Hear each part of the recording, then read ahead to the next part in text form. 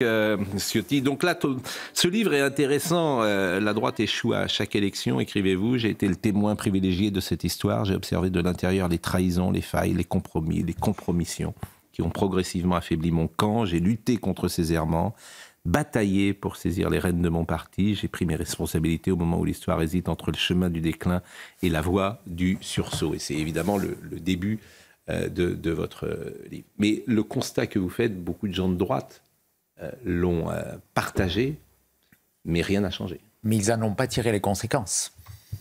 La différence, c'est que ce constat, bien sûr, non seulement je l'ai partagé, mais j'en ai été un des acteurs à la tête de LR, avant, porte-parole de Nicolas Sarkozy, directeur de campagne de François Fillon en 2012.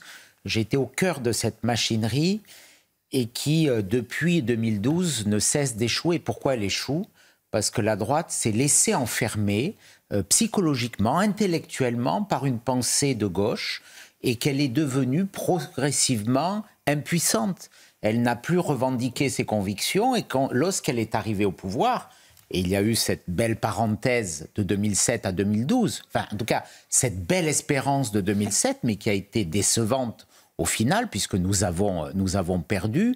Et cette défaite, elle a nourri le quasi-effacement de la droite. Et c'est pour cela, il y a un an, quasiment jour pour jour, c'était le mardi 11 juin, j'ai pris cette décision, et c'est le point de départ du livre, de couper ce cordon sanitaire, de débrécher, enfin d'essayer de fracturer ce front républicain, ce mur qui, c'était tout le stratagème de François Mitterrand, a voulu fragmenter depuis 4 décennies, séparer la droite en deux. Une droite nationale qu'exprime aujourd'hui le Rassemblement national, une droite plus libérale, et qui ne se sont jamais, qui n'ont jamais pu se retrouver. Donc c'est ce pont que j'ai voulu jeter, et je reviens sur les causes de ces échecs, mais aussi sur cette espérance d'alliance, parce que ce qu'on a fait l'année dernière, c'est une conviction profonde chez moi. Je pense que la droite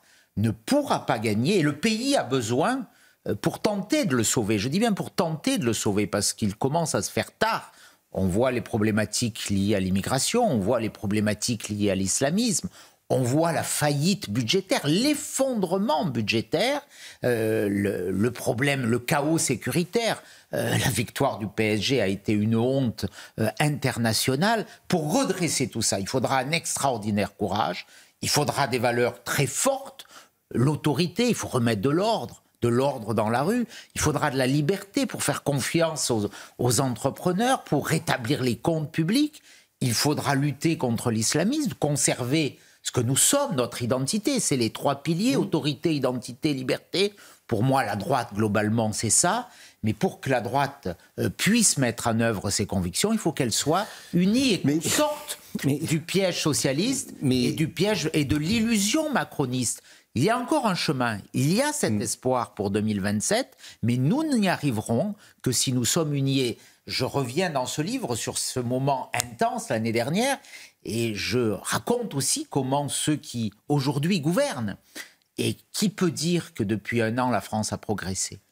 Et j'en veux, je le dis, j'ai une forme de colère contre ceux dans ma famille politique qui ont fait obstacle à cette alliance, parce que s'ils m'avaient suivi, nous pourrions aujourd'hui gouverner. Nous pourrions attaquer le redressement du pays, alors que depuis 1 an, et malgré les uns et les autres, malgré les discours de Retailleau à Darmanin, la décadence, le déclin, l'effacement, l'effondrement. Éric Ciotti, je parlais tout à l'heure d'interview politique avec Sonia Mabrouk, c'est difficile forcément d'interroger un homme politique, mais vous n'y arriverez pas, Éric Ciotti. Vous avez vu comment ils vous ont traité?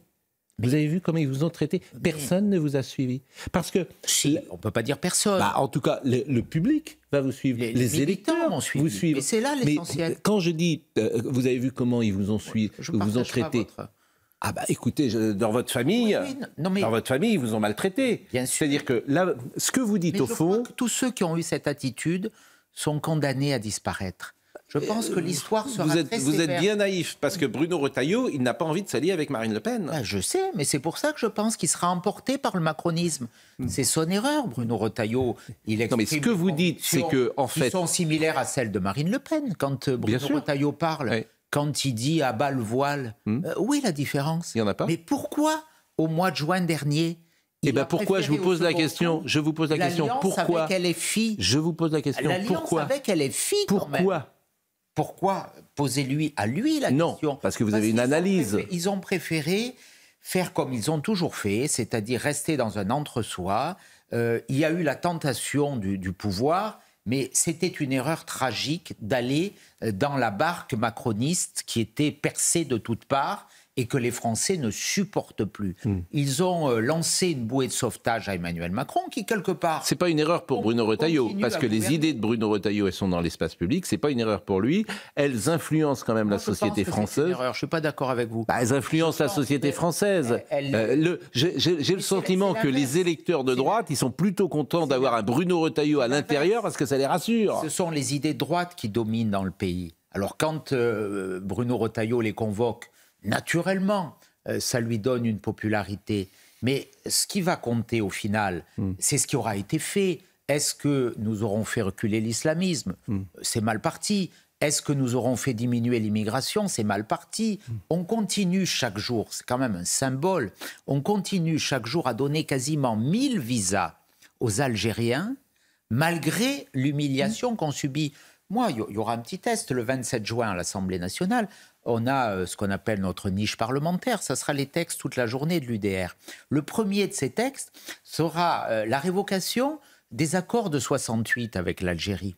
Nous verrons bien s'il y a de la cohérence entre ceux qui parlent et ceux qui agissent. Mais on a tous été dans ce... Vous me posiez la question, Pascal, pourquoi ils ont fait ça? Parce que quand on est dans un système, on en est quelque part prisonnier. Je l'ai été.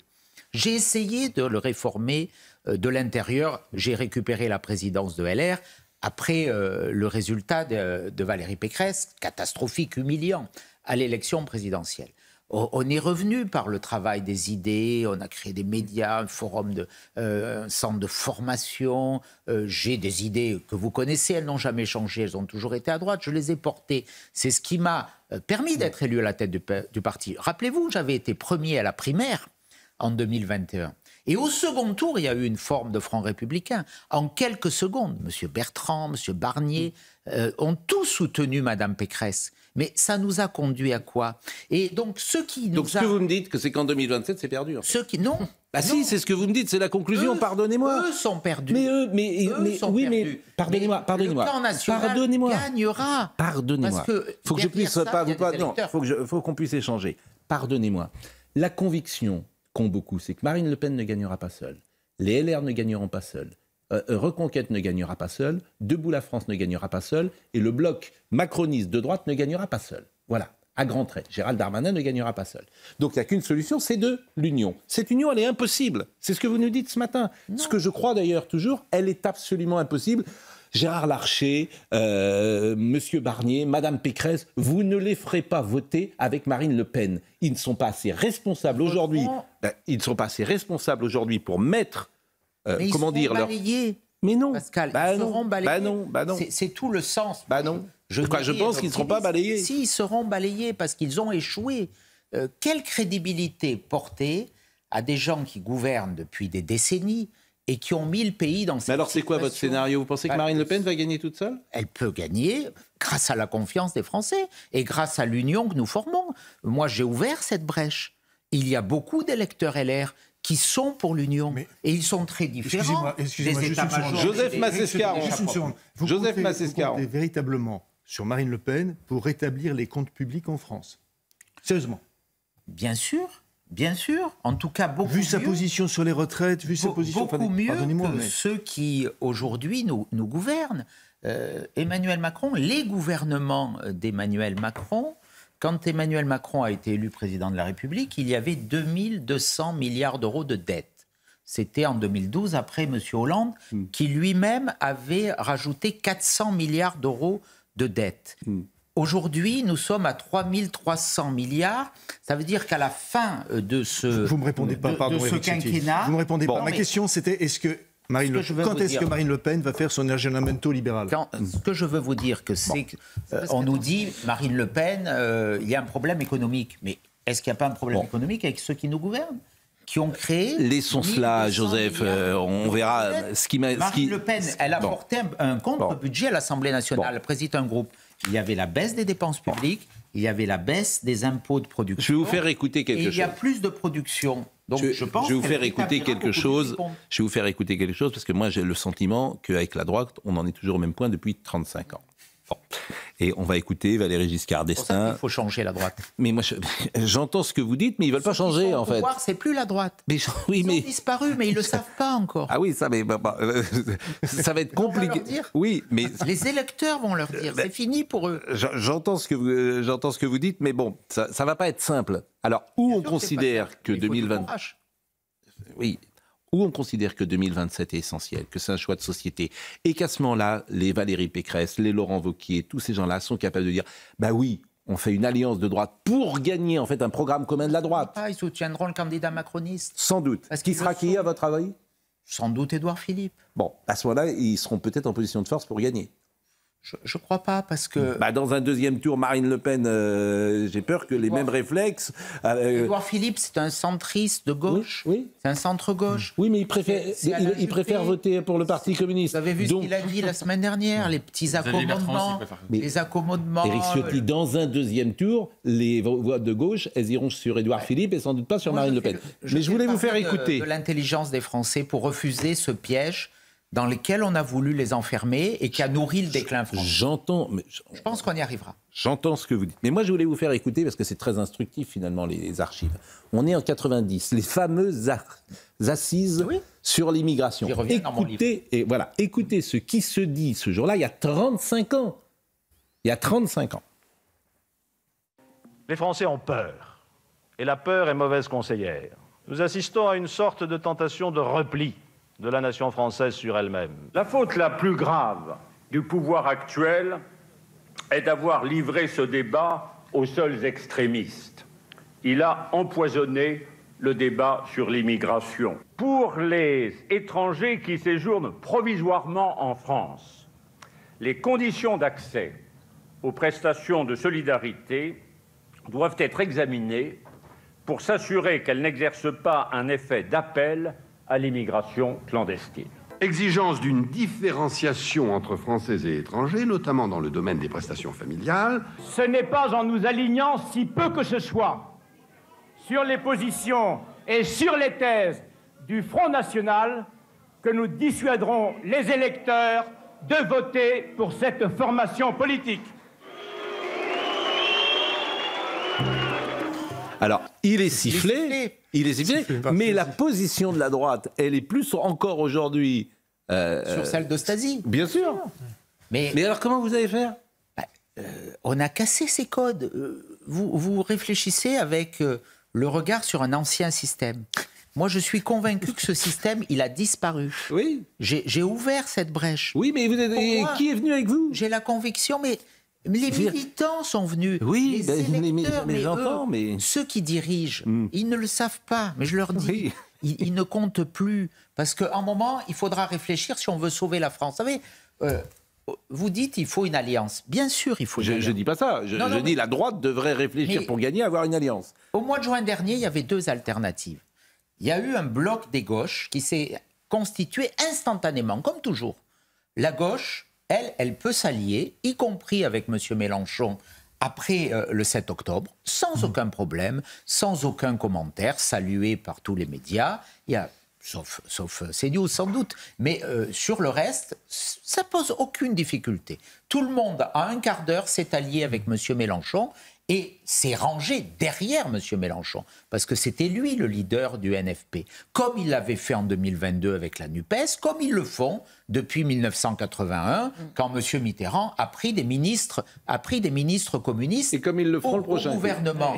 Et ils ont jeté parallèlement un interdit moral pour que la droite ne puisse pas s'unir. Donc la gauche, elle a tous les droits, la droite a tous les interdits. Eh bien, aujourd'hui, Au mois de juin dernier, il y avait pour notre famille politique un choix. Soit s'allier avec Emmanuel Macron, soit s'allier avec le Rassemblement national. Quand on fait 4 à 7%, on est trop faible pour y aller tout seul et pour prétendre à la victoire. Donc il y avait deux logiques. Ceux qui m'ont suivi et qui ont préféré une alliance des patriotes, et ceux qui ont souhaité au premier tour l'alliance avec Macron, sans le dire, parce que ça a été un peu une alliance honteuse, et au second tour avec Mélenchon. 243 retraits réciproques. Vous savez, aujourd'hui, on est dans une situation de chaos à l'Assemblée nationale. Les gens dans la rue me disent « mais c'est insupportable ». Mais il y a une majorité à l'Assemblée qui a gagné les élections. Elle va de LFI à LR, puisqu'ils étaient tous ensemble au second tour des élections législatives. Mais quelle est la cohérence ? Si ce n'est garder des places, garder des postes. Donc moi, j'appelle aujourd'hui à la clarification. Il faudra ce rassemblement des électeurs. Les états-majors, il n'y a plus rien à en attendre. Voilà, nous, on a un parti de droite, l'UDR, j'ai voulu qu'il prenne le nom du parti du général de Gaulle, parce que je suis gaulliste. Et je raconte dans ce livre ce long chemin, ces déceptions, ces trahisons, ces compromissions. Mais ma conclusion, c'est qu'il y a encore un espoir. Il y a un espoir si, en 2027, bien sûr, il y a cette union des électeurs. J'ai rien à attendre des États-majors. Il faut quand même quelques têtes de pont. Et on le sait bien, il faut forcément des figures à droite qui s'engagent pour cette union. Parce que moi, j'ai lancé un appel à Bruno Retailleau. Parce que c'est quand même compliqué de ne compter... macroniste. Bah oui. C'est à lui de le dire. Bon, alors, dans ces cas-là, je voulais alors, le fameux temps de parole fait qu'on ne peut pas éterniser notre conversation. Je voudrais quand même parler du livre et citer quelques passages qui est édité chez Fayard. Être de droite, écrivez-vous, c'est d'abord une vision du monde, c'est reconnaître la part tragique de la condition humaine. Nous savons que l'homme n'est pas perfectible à l'infini et qu'un changement de société ne suffira pas à le transformer. L'homme est-ce qu'il est capable du pire comme du meilleur ? Il faut l'aimer tel quel, avec lucidité. Bon, il y a effectivement dans votre projet, vous en parlez depuis des mois, nous travaillons à l'élaboration d'un programme courageux qui prévoit la suppression de 25% des 400 000 normes en vigueur, d'un tiers des agences de l'État. Il faut toutes les supprimer. Je ne vois pas pourquoi un tiers. Oui, vous commencez à pas être... Dans un premier temps. Mais pourquoi vous ne les supprimez pas toutes, d'ailleurs ? Bon, et une profonde réforme territoriale pour fusionner départements, régions. Nous travaillons... Les agences administratives, les autorités administratives, c'est juste un scandale. Les autorités administratives. D'accord, je propose qu'on les supprime. Les 13, il y en a 13, il faut toutes les supprimer. Elles n'ont aucune légitimité. On l'a fait dans notre Forum des libertés. Parce qu'on aucune légitimité. On ne vote pas pour l'ARCOM qui... c'est pas possible, ça. Absolument. Bon. L'ARCOM est en première de la liste pour être supprimée. Vous parlez beaucoup de Marine Le Pen. Marine Le Pen respecte toujours sa parole, dites-vous, et cela m'a manqué chez les Républicains. Elle est dure en négociation, mais fidèle à ses engagements, car il y a chez elle une constance, une intuition, un patriotisme sans artifice qui place l'intérêt collectif au-dessus de son ego. Bon, c'est une femme bien, dites-vous. Elle a aussi un avantage sur quelques-uns, c'est qu'elle prend des coups depuis toujours. Ah oui, elle a le cul. Alors que les autres, manifestement, quand ils prennent un coup, ça les ébranle un peu et ils sont tout de suite par terre. Elle a le cuir épais. Elle a de la sérénité, de la solidité. On a bâti cet accord. Pour moi, c'était inédit. Hein. Ce livre est un livre de vérité, donc je raconte tout sans tabou. Vous savez, j'ai longtemps réfléchi à faire un livre. Il y avait un autre éditeur qui m'avait proposé quand j'étais à LR. Mais je savais très bien qu'en étant à LR, je ne pouvais pas dire ce que je pensais. Là, je dis tout ce que je pense. Y compris sur les portraits. Je reviens sur les épisodes, sur François Fillon, sur Nicolas Sarkozy. Vous n'êtes pas tendre avec Nicolas Sarkozy. J'ai de l'affection pour lui, je le redis dans ce livre, du respect aussi pour ce qu'il a fait, mais Nicolas Sarkozy, c'est à la fois une immense espérance en 2007, parce que ce qu'il a fait était extraordinaire, et forcément une grande déception. Oui. Enfin, convenez quand même qu'on n'est pas au même niveau. C'est une grande déception. Pardonnez-moi de le dire comme ça. Ah oui, mais on est quand même à un certain niveau de la politique avec Nicolas Sarkozy. Et bien sûr. Je le dis. Et de charisme personnel. Hollande, Macron, c'est pas le même niveau. Mais pourquoi Nicolas Sarkozy a perdu ? Je reviens longuement dans ce livre sur cette thèse. C'est parce qu'il n'a pas été assez de droite. Le premier acte, ça a été l'ouverture. 9 ministres socialistes. Nicolas Sarkozy rassemble la droite, le peuple de droite. J'aime pas cette expression parce qu'il y a qu'un peuple en France. Mais allez, pour schématiser, il rassemble la droite. Et ça sera mon dernier mot. Qu'est-ce qu'il fait ? Il nomme des ministres socialistes. Pourquoi il n'a pas nommé des ministres du Rassemblement national ? on serait encore au pouvoir. Je pense qu'à l'époque, en 2007... Il fallait ce courage. Oui. Mitterrand l'avait bien fait avec les communistes. Si vous me permettez, en 2007... non, c'est pas la même chose. C'est-à-dire que par son programme politique, Jean-Marie Le Pen est à 5%. Je crois, ou 9%. Il n'a jamais été aussi bas. C'est-à-dire que la droite est redevenue précisément à droite avec son programme et sa campagne, et qu'il n'a pas besoin du Rassemblement national. Il a raison de plus, Pascal. En politique, oui. Il était au second tour 5 ans avant. Bon, allez, c'est terminé. Il est 9h53. Je suis désolé, mais c'est toujours passionnant d'abord de vous écouter, de parler de la droite. Je ne regrette rien. Éric Ciotti, l'heure est venue de dire pourquoi c'est chez Fayard. Merci et bonne journée à vous. Merci beaucoup.